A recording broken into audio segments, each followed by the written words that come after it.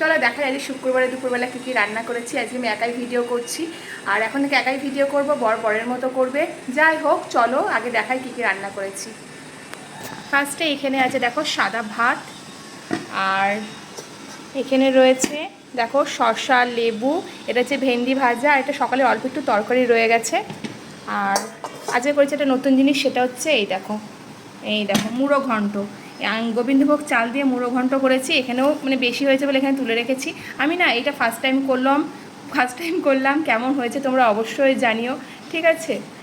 আর এখানে রয়েছে এই দেখো, এখানে রয়েছে রুই মাছ, পাবদা মাছও আছে। পাবদা মাছ হচ্ছে ছেলের জন্য। আর এখানে রুই মাছের সাইজগুলো জাস্ট দেখো, এই দেখো জাম্বো সাইজের রুই মাছের ঝোল আলু দিয়ে করেছি। আর এখানেও রয়েছে সেম তাই, রুই মাছের ঝোল। চলো, এই তো হয়েছে আজকের মেনু। ওকে, টাটা।